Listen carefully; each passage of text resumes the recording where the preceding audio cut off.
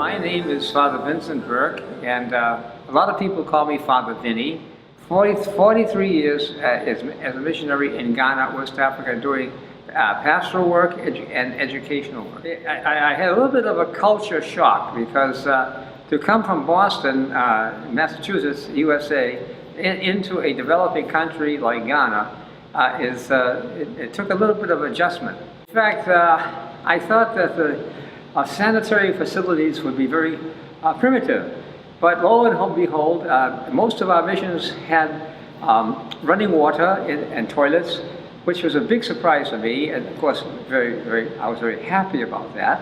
And one of the interesting challenges was my mother and father come from Ireland, and I'm of Irish ancestry. And we stopped in Ireland on my way to Ghana in 1961. And in Ghana, my aunties and uncles lived in a rural area where the toilet facilities were not so good.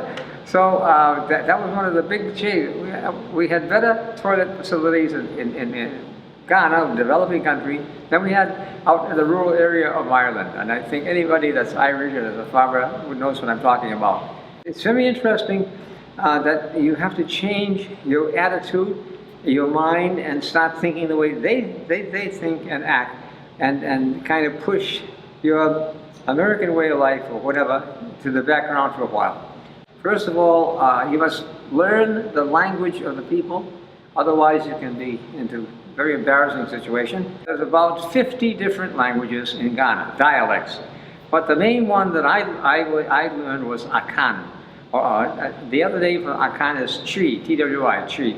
Akan or Twi is a language that helps you to get adjusted to Accra, the capital, but especially among the Ashanti people upcountry. Then secondly, you have to know the language and culture, what you should and shouldn't do. Like in Ghana, for example, it's impolite to greet anybody with your left hand. You greet people with your right hand. That's one little thing. And the other thing you should know is what day of the week were you born? I was born on a Thursday, so that gives me the name Yao. And then everybody knows the day on which they were born. If you don't know that, then something is, you're not enculturated yet. And one thing about the Divine Word Missionaries is we work as a group.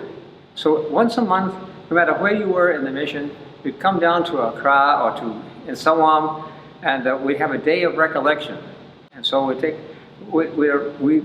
would arrive maybe Saturday morning, and then have a mass and prayers and a discussion and a talk.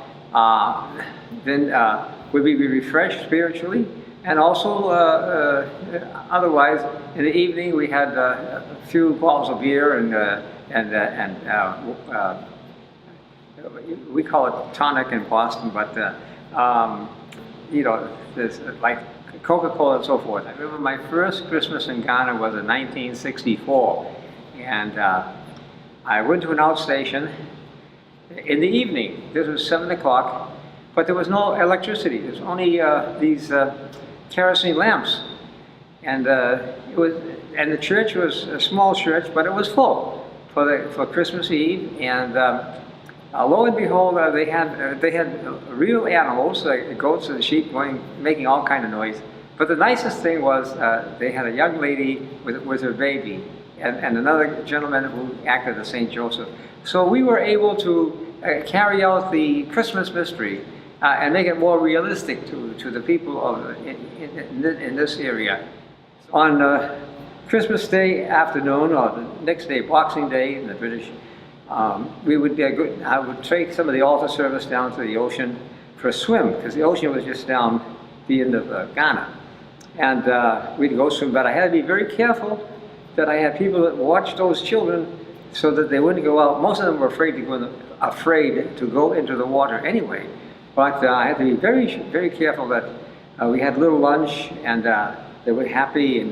And even to today, many years later, 40, 50 years later, some of these altar servers have grown up to be men and married, and they say, "Father, we remember the times you used to bring us to the ocean, and we were afraid of the water until you showed us how to go in. And